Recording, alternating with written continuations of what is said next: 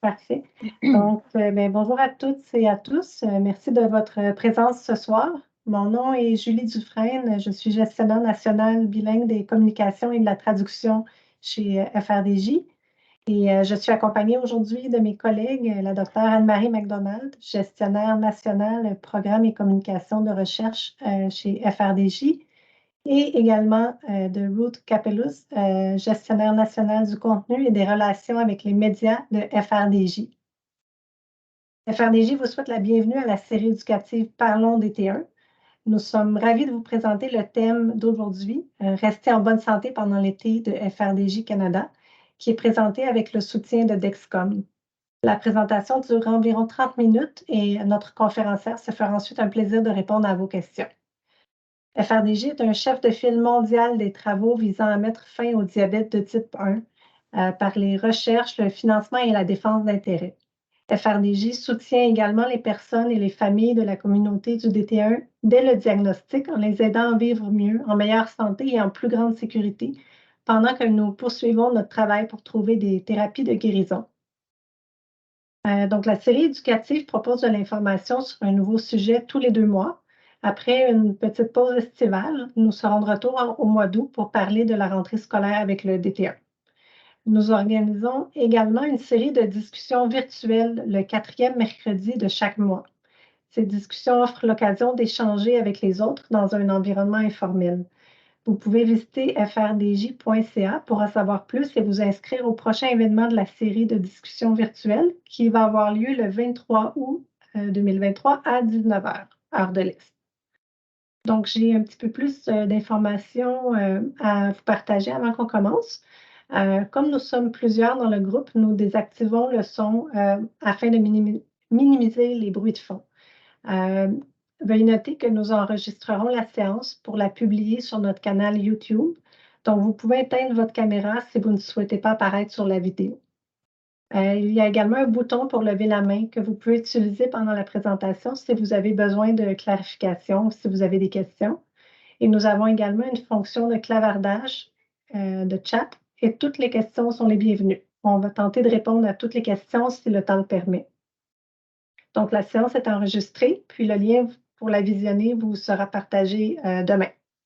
Nous fournirons une adresse courriel d'un contact chez FRDJ dans la boîte de clavardage pour vous permettre de faire part de commentaires sur la séance. Donc, cette séance est présentée par la docteure Anne-Marie McDonald, qui est gestionnaire national programme et communication de recherche de FRDJ, actuellement en congé de maternité. La docteure McDonald est une experte passionnée de médecine et de bien-être qui s'intéresse de près à la réadaptation, au diabète, à l'exercice physique en tant que médecine et à la médecine préventive et qui possède des connaissances médicales approfondies dans ces domaines. Anne vit avec le diabète depuis l'âge de 4 ans et est la mère d'un petit enfant très actif et d'un bébé de 6 mois. Anne sera disponible pour répondre à toutes vos questions à la fin de sa présentation. Donc, voilà, je te laisse la parole, Anne. Merci beaucoup, Julie. Alors, premièrement, bienvenue à tout le monde. Malheureusement, je vois seulement mes diapositives. Je ne vous vois pas. Je ne vois pas le chat box. Alors, je vais demander, Julie, s'il y a des questions tout au long du cours de la présentation. Tu peux toujours m'arrêter pour me le dire parce que je ne peux pas le voir.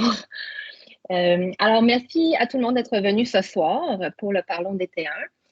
On va parler aujourd'hui de l'été, des défis qu'on peut avoir avec la gestion de notre diabète ou le diabète de notre enfant pendant l'été avec la chaleur, avec l'activité physique, aussi avec les voyages, avec le changement d'environnement, etc.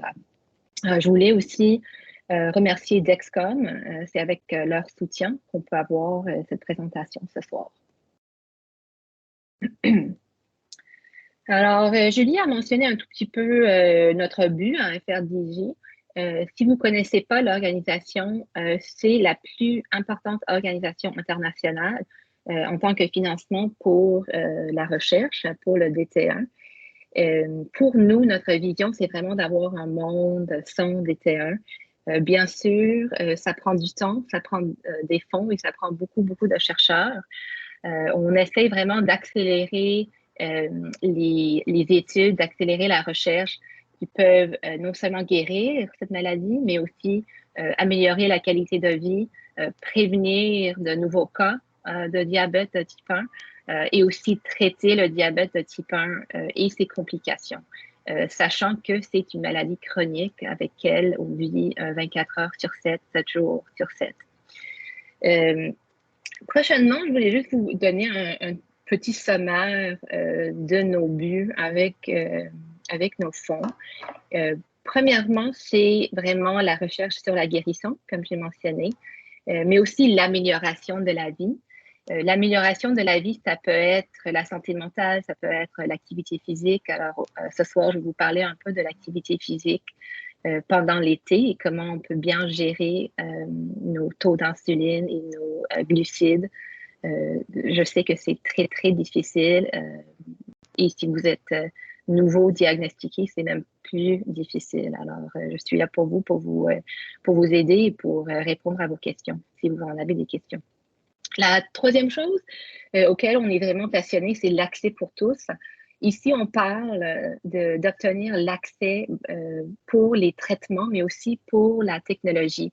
Alors, dès qu'on avait les Dexcom, les systèmes de glucose à continu, comme le Dexcom, comme le Libre, on voulait être certaine qu'on pouvait avoir accès à ces technologies pour que tous ceux et celles qui ont le diabète de type 1 peuvent avoir l'accès. On sait que c'est quand même difficile. On parle beaucoup avec les gouvernements, avec les assurances pour pouvoir avoir accès à un coût qui est dans un ideal world, un coût qui est petit, qui est pas trop cher. Les deux autres choses avec pour nos buts, avec but de améliorer la vie de ceux et celles avec le diabète, c'est les nouvelles thérapies, mais aussi les nouveaux traitements. Au Canada, bien sûr, il faut avoir un partenariat avec Santé Canada, avec les différentes membres de la communauté, et c'est quelque chose qu'on fait de jour à jour pour vraiment soutenir l'accès à ces nouvelles thérapies. Et dernièrement, les investissements dans la recherche qui est vraiment spécifique au diabète de type 1. Au Canada, je voulais juste mentionner quelques points. Bien sûr, le diabète de type 1, c'est une maladie auto-immune. Ce n'est pas causé par l'alimentation ou par votre style de vie ou le style de vie de votre enfant. C'est vraiment un défi de vivre avec cette maladie. Même moi, ça fait déjà 34, 35 années que je vis avec et j'ai des nouveaux défis à ce jour maintenant avec 2 petits-enfants chez moi. C'est une maladie, comme j'ai dit, auquel il faut gérer 24 heures sur 7, 7 jours sur 7, comme vous le savez. Et bien sûr, il y a aussi, même si on gère bien notre maladie, il y a toujours des risques de complications. Alors, malheureusement, il n'y a pas moyen de le prévenir, mais j'espère qu'avec les chercheurs au Canada, mais aussi les chercheurs internationaux, qu'on peut avoir des thérapies de guérison, idéalement, mais aussi des thérapies pour améliorer notre vie de jour à jour. Au Canada, le taux, ça c'est intéressant, le taux de diabète de type 1 augmente à peu près de 4,4% par année. On ne sait pas vraiment pourquoi. Souvent, c'est des pays nordiques qui ont un taux un peu plus élevé. Il y a des études sur la réduction de vitamine D que vous avez peut-être entendu parler, mais il n'y a rien de concret là-dessus. Ce qui est bien, c'est que la recherche fonctionne. Alors, l'année dernière, on avait une étude globale, comme un survey, qui nous a montré qu'aux dernières 50 années, on avait un énorme progrès. On avait ajouté 25 ans en moyenne, bien sûr, comme c'est un sondage, sur la durée d'une vie d'une personne qui vit avec le diabète type 1. Et aussi, on a amélioré, bien sûr, la qualité de vie avec ces technologies comme les systèmes de glucose à continu et les pompes à insuline. Au Canada, on a à peu près 300 000 personnes, alors les enfants et aussi les adultes qui vivent avec le diabète de type 1. Et c'est vraiment cette communauté auxquels nous, on essaye vraiment de cibler nos programmes et, et les chercheurs auxquels on soutient. OK, alors maintenant, c'est vraiment l'occasion de parler de l'été. Moi, je vis à Oakville, qui est juste en dehors de Toronto, et il fait chaud. Malheureusement, on a aussi la fumée des feux de forêt. Mais durant l'été, il fait chaud. On a la possibilité d'avoir les hippos et les hippales, bien sûr.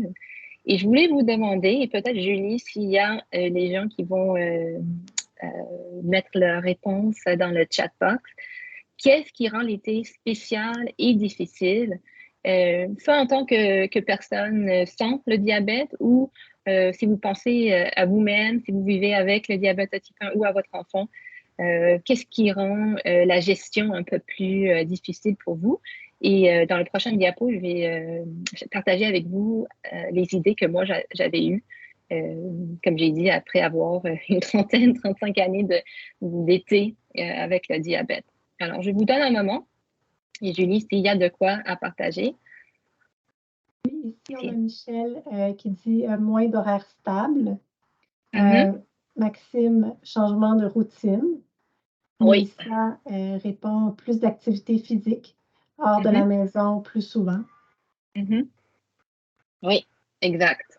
Alors, c'est aussi la première chose que moi j'ai marqué, c'est la manque de routine. C'est vraiment, on peut avoir des changements de sommeil, les changements avec les horaires de repas, de collation. Si vous avez un petit avec le diabète, à cause qu'on est en congé d'été, les horaires et les routines vraiment souvent peuvent être complètement différents. On a aussi souvent le changement d'environnement. Si on est chez soi, à la maison, si on part en vacances, si on voyage, si on y va à un camp d'été aussi, on a un gros changement d'environnement. On peut avoir certainement un changement de météo. Changement de niveau d'activité physique, vous avez mentionné. Les situations sociales. Alors, même si on a les situations sociales durant l'année, durant l'été, c'est un peu différent à cause que souvent, on a plus de nourriture. La nourriture est souvent assez et a plus de gras souvent, si on pense à un barbecue, par exemple, et ça peut nous causer à avoir la difficulté à gérer notre glycémie. L'autre chose, c'est l'accès aux médicaments, l'accès aux fournitures pour non seulement l'hypoglycémie, ici j'ai écrit l'hypoglycémie à cause que c'est la plus importante chose, mais si on part quelque part, si on est en voyage, disons en Europe, est-ce qu'on va avoir l'option d'aller à une pharmacie pour acheter de l'insuline? Sinon, qu'est-ce qu'on va faire? Alors, il faut toujours prévoir des cas comme ça où on a peut-être un accès plus difficile pour nos médicaments et les fournitures. Et la dernière chose, c'est aussi, je pense, important à penser aux personnes les fournisseurs de soins, alors les personnes qui nous aident avec la gestion, que ce soit pour nos enfants avec le diabète ou pour nous-mêmes, si on a des gardiennes, des conseillers, des grands-parents, etc., ça se peut qu'il faut avoir de l'éducation introductoire à ces nouvelles personnes ou aussi faire un petit update, if you will, pour ces gens qui vont faire part de votre équipe de gestion de diabète pendant l'été. Alors, tout ça pour dire qu'il y a beaucoup de défis qu'on peut avoir durant l'été. Et la prochaine chose, c'est si on pense au voyage, j'espère que vous avez des voyages de prévus pendant l'été. C'est toujours le fun d'aller quelque part, soit au Canada ou aller d'ailleurs. Et j'ai pris ce diagramme. C'est une étude, malheureusement seulement en anglais, mais c'est un chercheur, Michael Riddle, qui fait beaucoup de recherches sur les athlètes avec le diabète type 1. Et lui, il voulait savoir qu'est-ce qui se passe avec la gestion des athlètes qui doivent voyager pour des gros tournois, par exemple. À quoi est-ce qu'ils doivent penser on top of le jeu et le sport qu'ils font. Alors, C'est peut-être déjà des choses à quoi vous pensez, mais c'est toujours, encore une fois, comme j'ai dit avant, c'est vraiment bien de se préparer, de prévoyer ce qui peut se passer. On peut perdre notre bagage, hein, c'est toujours bien d'avoir nos médicaments dans le bagage à main. On peut avoir des repas à bord sur le train, sur les avions, qui sont complètement différents de ce qu'on mange chez soi. Soit la nourriture est différente ou les portions aussi, souvent. En avion, c'est petit. Alors, des fois, on dit aux gens avec le détient d'apporter avec eux beaucoup plus de collations pour aussi traiter des hypoglycémies. Il faut avoir aussi sa pompe à insuline, ses stylos, etc. avec soi. Je dis toujours de les avoir sur votre bagage à main. Est-ce qu'on va avoir des délais? Est-ce que ça se peut qu'on va avoir un vol qui est retardé? Et qu'est-ce que ça veut dire pour notre gestion?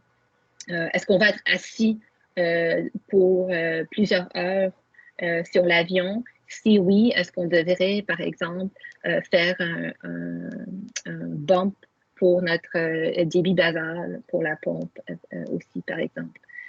Le petit monsieur qui est assis en bas avec sa valise, je pense que c'est pour le décalage horaire. Si vous avez voyagé quelque part loin, vous savez que ça peut aussi changer notre gestion, changer les taux d'insuline qu'on doit nous donner pour soit une journée ou pour deux, jusqu'à temps qu'on est sur l'heure locale. Alors, c'est beaucoup de considérations. Je voulais les partager avec vous à cause que souvent, on ne pense pas aux minutiés, à ces petits choses qui peuvent vraiment influencer nos taux de glycémie. Est-ce qu'il y a des questions avant que je continue? Pas de questions, mais n'hésitez pas. Si vous avez des questions, vous pouvez les écrire dans le chat, puis je vais aviser Anne qui ne voit pas le non, je ne vois rien. Parfait, merci Julie. OK, alors, quand on pense à l'été, il y a bien sûr, comme j'ai mentionné déjà, beaucoup de considérations, mais je voulais vraiment comme partager avec vous ceux et celles qui sont les plus, je trouve, high yield pour vous aider pendant l'été. Alors, la première chose, c'est l'insuline. Alors, l'insuline, c'est une protéine qui peut être moins efficace avec la chaleur. Alors, la chaleur, c'est pas vingtaine de degrés pendant une heure dehors. Ça va, il n'y a pas de problème. Normalement, bien sûr, l'insuline, on le garde au réfrigérateur.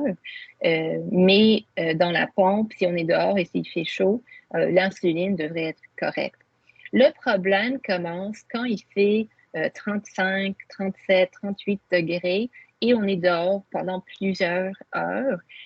On peut avoir la possibilité d'avoir l'insuline qui va être moins efficace, ce qui veut dire qu'on peut se trouver en hyperglycémie.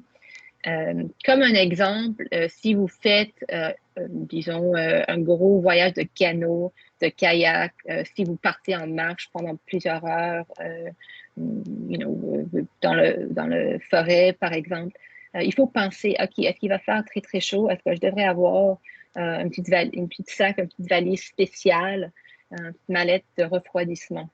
Et si oui, bien sûr, essayez d'en trouver un que vous pouvez porter avec vous. Il y a plusieurs, il y a un qui, je pense, c'est Frio. Il y a d'autres compagnies aussi qu'on peut les acheter sur ligne. Numéro 3, c'est cette idée d'avoir plus de choses que moins de choses avec vous. C'est assez simple, je pense, comme conseil, mais vraiment d'être préparé. Disons, vous partez pour 4-5 jours quelque part, c'est mieux d'avoir même une semaine, 10 jours de médicaments, si vous avez une pompe à insuline, être certaine que vous avez les sites, etc. Anticiper les hypoglycémies. Alors, avec la chaleur peut, c'est bien sûr un peu drôle, mais avec le diabète, tout peut se passer, comme on sait. La chaleur peut nous donner des hypoglycémies. Alors, notre glycémie peut tomber assez vite. Et aussi des hyperglycémies. Alors, les hyper, l'hypoglycémie, la glycémie monte si on est déshydraté, si on a un coup de soleil, par exemple, si on a un stress sur le corps, comme la déshydratation, comme le coup de soleil, les glycémies peuvent monter. On peut avoir les hypoglycémies si on est plus active au soleil. Alors, c'est vraiment important de tester souvent, de savoir, soit de porter glucose, un système de glucose à continu ou de tester souvent avec un finger prick sur le doigt. Une autre chose que je voulais mentionner, c'est assez facile de demander à son médecin ou à sa clinique, son clinique, si vous voyagez pour une lettre de nécessité médicale pour tous les fournitures. Et comme ça, vous pouvez avoir tout dans votre bagage à main. Et aussi, l'autre chose, si vous partez quelque part, les compagnies de pompes à insuline, souvent, peuvent vous donner une pompe, peuvent vous prêter une pompe pour la durée de votre voyage. Comme ça, vous allez avoir quelque chose avec vous au cas où quelque chose ne fonctionne pas avec votre pompe primaire. Anne, ici, j'ai une petite question. Oui. Michel demande, est-ce que vous conseillez une mallette de refroidissement pour une pompe également? Pour une pompe, non, à cause qu'il y a déjà de l'insulation autour de l'insuline. Alors, ce que je dirais avec la pompe, c'est si vous allez quelque part, il va faire très, très chaud, essayez de ne pas l'avoir au direct au soleil. Alors, si vous l'avez, disons, sur vos shorts, essayez de le mettre en dedans du short et pas en dehors. Mais de ce que je sais, normalement, la pompe est assez insulée que l'insuline peut être est bien protégée. Oui. C'est plutôt avec les bouteilles d'insuline qu'il faut, et les stylos des fois aussi, qu'il faut les protéger. OK, alors avec les cibles glycémiques de l'été, ici, je voulais partager avec vous quelques idées. Si vous avez, disons, des buts durant l'année, des fois pendant l'été, c'est bien de parler à son équipe de santé pour savoir est-ce qu'on devrait changer nos buts pour l'été à cause que avec le changement de routine, avec, disons, soit les activités sociales, les fêtes, etc., on devrait être un peu plus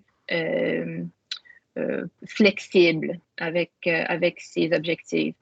Alors, on peut faire cela dans différentes façons. On peut avoir des objectifs de glycémie ou de temps dans le cible, ce qui est le temps où vous êtes dans un range, disons, de, je sais pas, de 4 à 10 millimoles pendant l'année et peut-être durant l'été, votre cible va être de 6 à 11, par exemple.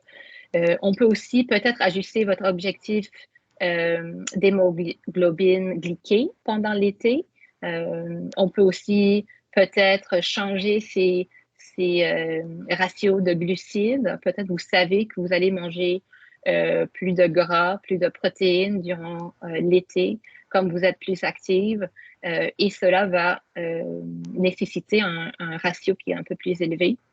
C'est toujours aussi une bonne idée de parler à un diététicien avec qui on peut avoir des objectifs avec la nourriture pendant l'été. Et aussi, comme j'ai dit, peut-être utiliser un SGC, un système de glucose à continu pour vous aider avec ces buts.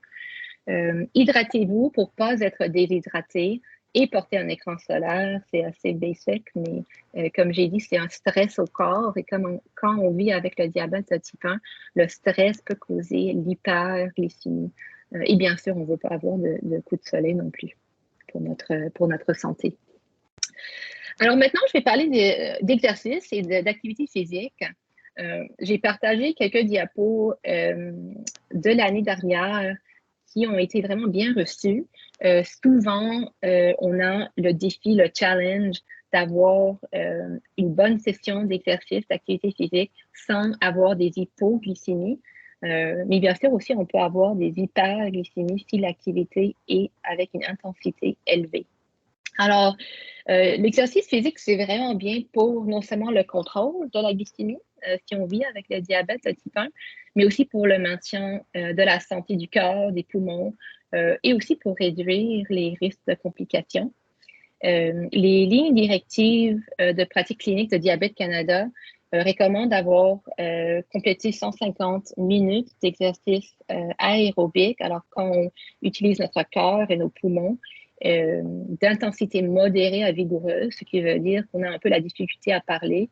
Disons, c'est comme un 7 sur 10, un 6 sur 10 en tant qu'effort, au moins sur 3 jours pendant la semaine. Ce que je dis souvent, c'est mieux de faire quelque chose que de faire rien. Si maintenant vous faites 0 minutes par semaine, commencez avec 20 minutes, 30 minutes, quelque chose qui est réaliste, que vous pouvez faire chaque semaine. Avec l'exercice aussi, c'est vraiment complexe avec le diabète de type 1. Et si vous êtes déjà active, si vos enfants font le sport, vous le savez sûrement, on peut faire la même chose d'une journée à une autre et on peut voir de résultats différents avec sa glycémie. Et pourquoi? Alors, les types d'exercices peuvent influencer notre gestion et nos taux de glycémie. Je vais parler de ces types d'exercices dans le prochain diapo, je pense.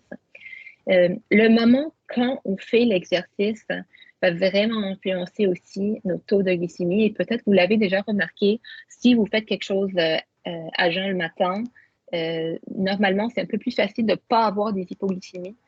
Par contre, si vous faites du sport le soir, quand on est plus actif durant la journée, quand on a plus d'insuline qui est active, c'est beaucoup plus facile d'avoir des hypoglycémies. Les autres choses sont le cycle. Alors, si vous êtes une femme et vous avez les hormones qui changent de mois à mois, on voit aussi beaucoup de changements avec la résistance à l'insuline et combien d'hypo on peut avoir quand on fait le sport. La maladie, bien sûr, c'est un stress. On peut voir plus d'hyperglycémie quand on est malade et on s'entraîne encore. Et aussi l'entraînement versus la course. Alors, si on a un jeu casual avec ses amis, normalement, on ne va pas avoir le stress d'un game day. Et c'est là avec la partie, avec un tournoi, souvent, on doit avoir plus d'insuline pour ces journées-là. Et dernièrement, les tendances. Et là, c'est les tendances individuelles. Comme j'ai dit, on peut faire la même chose. Moi, je peux aller pour une course à pied pour une trentaine de minutes et quelqu'un d'autre peut faire la même course et va avoir des résultats très différents avec leur gestion. Alors ça, c'est un diagramme que j'aime bien. Si vous ne connaissez pas l'étude Better, c'est une étude basée à Montréal, financée par FRDJ. Et ici, c'est un diagramme qui montre les types d'exercices et leur effet sur la glycémie. Alors, je vais commencer à gauche. Je ne vais pas tout lire, mais je vais juste vous dire les kind of high-level points ici. Si on parle d'exercices cardiovasculaires, alors le cardio, c'est le cœur. Quand on utilise notre cœur comme le vélo, la course, le badminton, ici, on voit la glycémie qui tombe durant l'activité, mais aussi après l'activité. Alors, il y a un risque élevé d'hypoglycémie pendant et après. Pour les intervalles, alors à côté, c'est les sports et les activités physiques où on commence et on arrête l'activité, ce qui veut dire qu'il y a une glycémie qui est un peu plus stable pendant l'activité, mais il y a encore le risque élevé d'hypoglycémie après à cause qu'on faisait l'activité aérobique en utilisant le cœur et les poumons.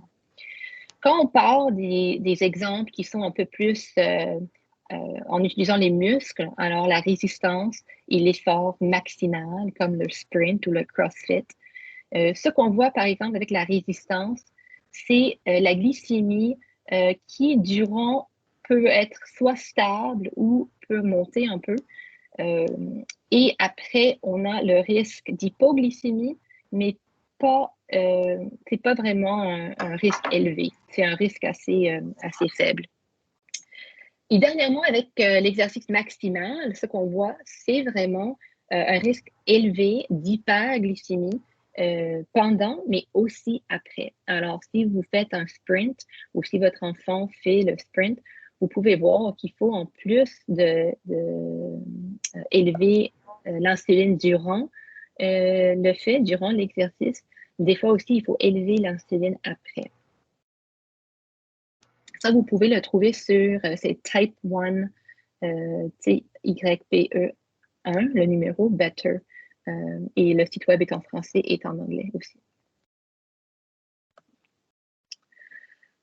Alors ici, j'ai partagé avec vous plusieurs considérations prises d'un article par le même chercheur, Michael Riddle, qui est à Toronto. Je ne vais pas tout partager à cause que je sais que je vais vous laisser le temps pour les questions. Mais l'idée, c'est vraiment de penser quand vous faites des exercices, soit prolongés, aérobiques ou des exercices intensifs, pensez à votre taux d'insuline dans le corps et s'il faut soit diminuer l'insuline ou même en donner plus. Alors, si vous avez déjà l'insuline, disons, vous faites un vélo après qu'on mange, alors on a encore l'insuline active dans le corps, vous devez réduire votre insuline. Bien sûr, c'est individu. Alors, ici, c'est vraiment des idées, mais il faut vraiment l'essayer vous-même et prendre des notes et parler à votre équipe de santé. Et en bas, c'est l'hypoinsulinémie. Alors, ça veut dire si vous faites de l'exercice intensif et vous n'avez pas beaucoup d'insuline, ça se peut que vous devez faire une augmentation temporaire, par exemple, de votre débit basal d'insuline. Et aussi s'hydrater. C'est vraiment important de bien s'hydrater durant le sport. Alors, la dernière chose avec l'exercice, c'est cette idée de considération nutritionnelle. Souvent, on parle avec la gestion de diabète de type 1 à propos de l'insuline et des taux de glycémie, qui est bien sûr très, très important. Mais on ne parle pas autant sur ce qu'on mange et la façon dont cette nourriture peut influencer nos taux de glycémie.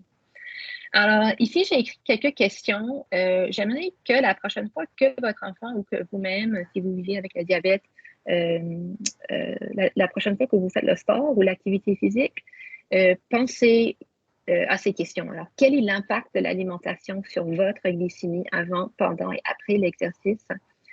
Comment est-ce que vous traitez vos hypoglycémies? Si vous pensez à votre manière préférée de traiter vos hypos, est-ce que c'est quelque chose comme un Gatorade qui est un sucre assez simple qui va travailler très, très vite, qui va vous monter rapidement? Ou est-ce que vous prenez quelque chose comme un bar de protéines où il y a plus de protéines et plus de gras, ce qui veut dire que peut-être ça ne va pas commencer de marcher tout de suite, mais ça va vous soutenir pour plus longtemps. Comment est-ce que vous vous sentez avec votre performance? Et là, c'est la même chose. Si vous êtes quelqu'un qui aimerait faire un voyage de vélo pendant 4-5 heures, il faut bien sûr penser à votre performance. Et si vous mangez trop, si vous mangez ces barres comme les Clif Bars, les barres de protéines, ça se peut que vous allez avoir mal au ventre pendant ce temps. Et dernièrement aussi, pensez à la récupération. Si vous êtes un athlète, si vous utilisez vos muscles pour plusieurs heures ou même à chaque jour pour une marche de 30 minutes, il faut penser vraiment à ce qu'on mange bien, non seulement durant l'activité, mais est-ce qu'on mange aussi bien d'une manière saine tout au long de la semaine. En bas, j'ai mentionné traiter l'athlète puis le diabète. Je ne me rappelle plus qui a partagé cette phrase avec moi, mais je l'aime bien. Ça me rappelle que si on est quelqu'un qui est actif et un athlète, c'est quelqu'un qui bouge avec intention. Ça peut être, comme j'ai dit, une marche, ça peut être faire du soccer ou faire une course à pied. Être sûr que vous mangez et que vous traitez l'athlète, vous hydratez bien et après, regardez votre diabète. Alors, si vous êtes en hyperglycémie sur, disons, un vélo et vous êtes à 15 pendant des heures et des heures, il faut quand même manger. Ça, c'est le takeaway. Il faut manger, il faut donner de l'insuline. Ici, c'est seulement les numéros en bleu que je veux partager avec vous, mais j'ai laissé le reste pour que vous puissiez le lire après. C'est l'idée de manger durant les activités qui sont moins d'une heure ou plus d'une heure. Moins d'une heure, souvent, il ne faut pas manger, dépendant de vos taux d'insuline au départ. Par contre, pour la participation à des activités qui sont plus de 60 minutes, là, ce qu'on dit, c'est à peu près 20 grammes de glucides à chaque 20 minutes. Alors, si vous voyez en bas, on a 0,4 à 1,3 grammes de glucides par kilo de masse corporelle par heure. Alors, disons, si vous, je ne sais pas, si vous avez votre poids de 60 kilos, ça va être 60 grammes par heure pour prévenir les hypoglycémies, mais aussi pour aider votre performance. Alors, même les athlètes, les personnes sans le diabète de type 1 doivent prendre des glucides, bien sûr, pour leur performance. 2 ou 3 diapos, je pense, me restent. La première chose, c'est cette idée de sortir l'été avec le diabète de type 1. J'ai mentionné un peu cette idée de nourriture qui est souvent beaucoup plus lourd avec le gras et avec la protéine. Mais si on sort souvent au restaurant, comment est-ce qu'on peut se préparer pour avoir une bonne expérience et pour rentrer chez soi et pas être en hyperglycémie. Je sais, moi-même, souvent, c'est difficile, même maintenant, après une trentaine d'années, des fois, les restaurants nous donnent les guides nutritionnels, mais soit on mange plus ou les numéros sont un peu disons, off. Alors, la première chose, soyez prêts. Alors, consultez le guide nutritionnel du resto avant de sortir. Essayez de savoir qu'est-ce que vous allez commander.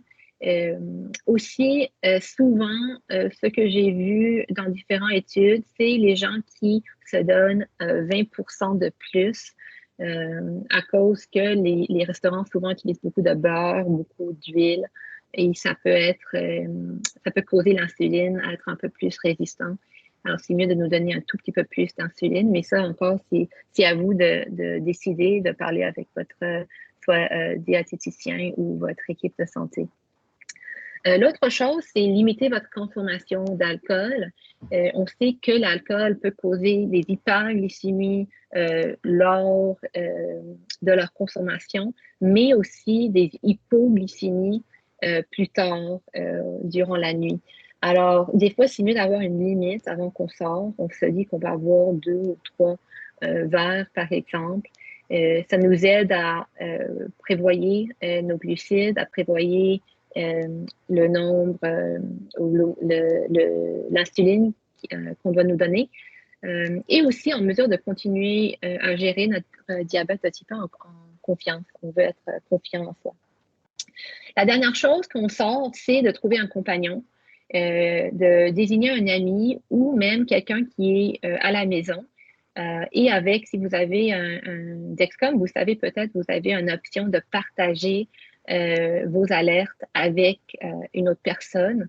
Alors, c'est quelque chose, souvent les enfants, les ados n'aiment pas partager leur taux de glycémie, mais s'ils sortent, peut-être ils peuvent le partager pour quelques heures. Et dès qu'ils sont de retour, ils peuvent enlever l'option de partager ces taux de glycémie. La dernière chose, c'est l'idée de quand. Alors, je ne sais pas si on a des parents ici sur ligne, si vous avez des enfants qui ont déjà participé à un camp d'été. Moi, j'ai participé au camp Carawanis à Sainte-Agathe, au Québec, pendant plusieurs années. Et c'était vraiment une expérience formidable. On sait, il y a beaucoup d'études là-dessus qui démontrent que les camps peuvent vraiment accroître notre confiance en soi avec la gestion du diabète. On peut apprendre comment se donner d'insuline, on peut apprendre comment mettre sa pompe d'insuline pour la première fois. Et aussi, ça améliore la santé mentale de la personne qui vit avec le diabète de type 1. J'ai mis le lien pour le camp francophone à Québec, Carawanis. J'ai aussi mis le lien pour les camps d'été avec Diabète Canada. La majorité d'eux, je pense, les sites web sont en anglais, malheureusement. Mais peut-être il y a quelques espaces en français, quelques pages en français, par exemple.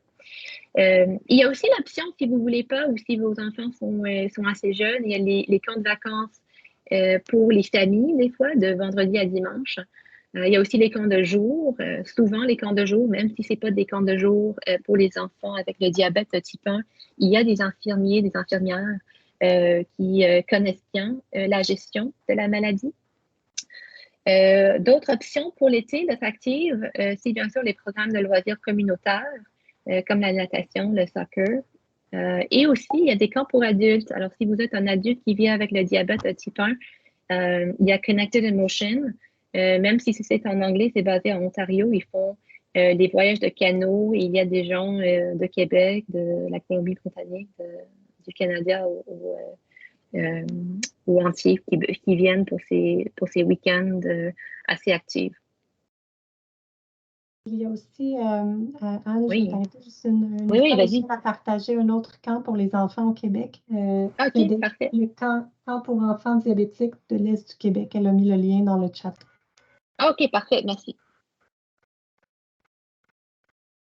OK, et la dernière chose, avant que je finisse, c'est les marches et les roulons. Alors ça, c'est les marches et les roulons qu'on organise comme une organisation à FRDJ.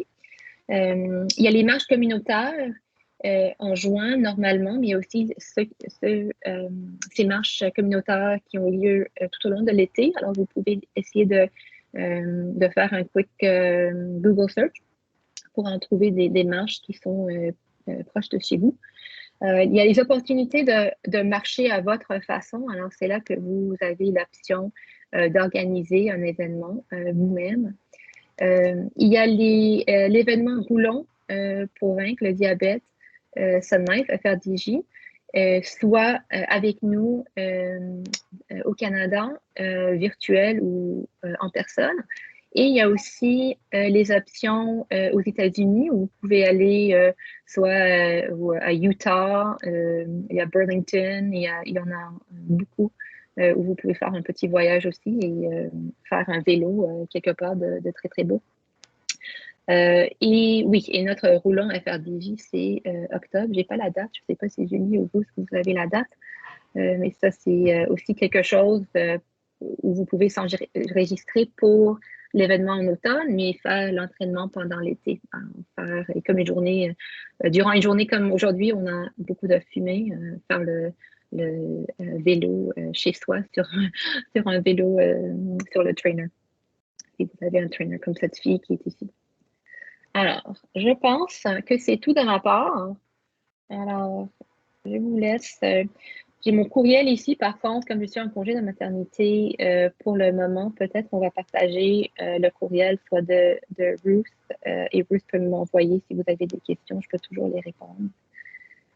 Pensez aussi partager le courriel research à commercial jdrf.ca. Donc voilà, Ruth vient de partager. Et pour répondre à ta question, le roulant à Montréal va avoir lieu le 5 octobre. Le 5 octobre, OK. Oui. Alors, laissez-moi arrêter de partager l'écran. S'il y a d'autres questions, je vais juste me mettre, on va vous voir pour 2 secondes. Si vous voulez poser une question, on avait une question plus haut que je voulais mentionner. Elle a été répondue dans le chat, mais je voulais quand même la mentionner au cas où tu as quelque chose à partager. Donc, Janine dit, lors des voyages, mon médecin m'a dit que les compagnies de pompes à insuline ne prêtaient plus de pompes.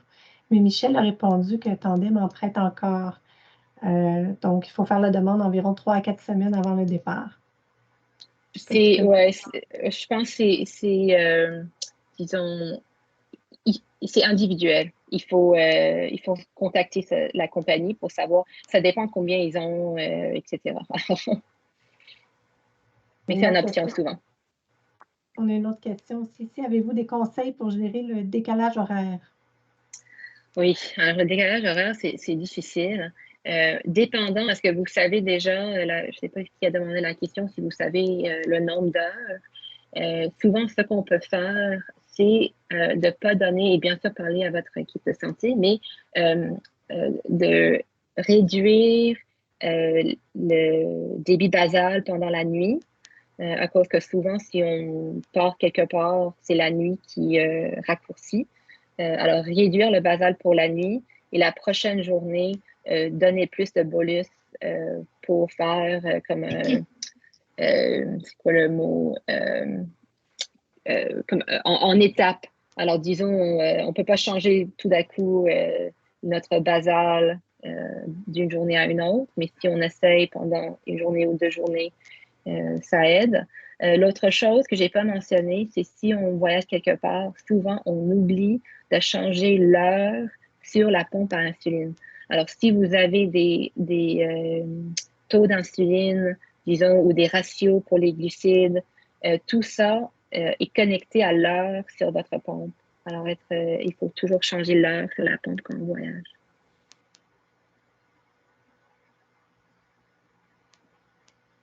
Mais oui, le décalage, c'est difficile, le décalage. Si vous avez d'autres questions, n'hésitez pas. On va laisser un petit peu de temps dans le chat. Pour moi, je sais si le décalage est comme moins de 3 heures, si je suis à Vancouver, par exemple. Des fois, je change pas les taux d'insuline à cause que c'est un peu trop compliqué si je pars pour un week-end ou pour quelques jours. Par contre, si on va aller en Europe, si on a un décalage de 6 heures, de 8 heures, là, ça vaut vraiment la peine de changer à cause que durant la nuit, on a nos hormones qui sont différentes que les hormones durant la journée. On est plus actif durant la journée, alors c'est vraiment quelque chose à considérer. J'ai Ariane qui demande si tu connais des trucs pour la piscine avec le Dexcom. Des trucs, alors des trucs peux-tu me donner un exemple pour que ça marche? Ou... On va voir si Ariane donne un petit peu plus de détails, mais c'est vrai que c'est une question très pertinente là, en été. Oui. Alors souvent, pour ceux qui ne savent pas, notre Dexcom peut perdre le signal. Alors, on va avoir des trous en tant que les taux de glycémie sur l'écran. Des fois, je sais pour moi, à cause que je fais de la natation, si je mets mon téléphone ou le receiver que vous avez juste à côté de la piscine, et si je mets mon Dexcom sur mon bras, quand je fais mon, je sais pas c'est crawl, je sais pas en français le crawl, mais souvent j'ai assez d'informations que je peux savoir si je vais tomber en hypo ou non. Ça arrive il y a quelques instants, c'est à chaque 5 minutes, alors ça arrive que j'ai pas tous les numéros, mais j'ai assez de gérer mes taux de glycémie. On va donner un petit peu plus de détails. Donc, elle dit que ça ne dure pas pour la période de 10 jours et qu'elle est obligée de le changer. OK, alors c'est plutôt avec le patch sur le corps. Alors, on peut acheter des collants qui peuvent se mettre au-dessus du Dexcom. Il y en a qui sont assez épais, qui sont bien pour l'eau. Alors, si quelqu'un il y a des personnes qui sont un peu plus sensibles, disons, à ce matériel qui colle sur la peau. J'espère que ça t'aide. C'est Ariel? Oui, j'espère que...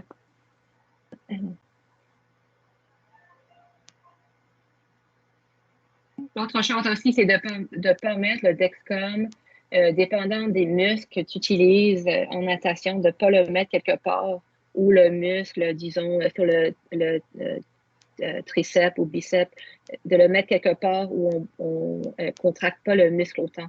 À cause que chaque fois qu'on bouge le muscle, ça peut arriver que le Dexcom bouge un peu aussi. Alors, si c'est plutôt une question de le Dexcom qui tombe, qui ne dure pas les 10 journées, c'est une autre idée. Ça semble bien répondre à sa question. Donc, si vous avez d'autres questions, sinon, mais ici, j'ai Je vais lire le message, je ne suis pas sûre de comprendre. Maintenant, avec Dexcom, nous donne des offsites pour mettre par-dessus la patch. Oui. OK. Il faut le mettre par-dessus. Ouais. Si les participants ont d'autres questions, n'hésitez pas à écrire à research@jdrf.ca. Et puis, un membre de l'équipe va se faire plaisir de répondre.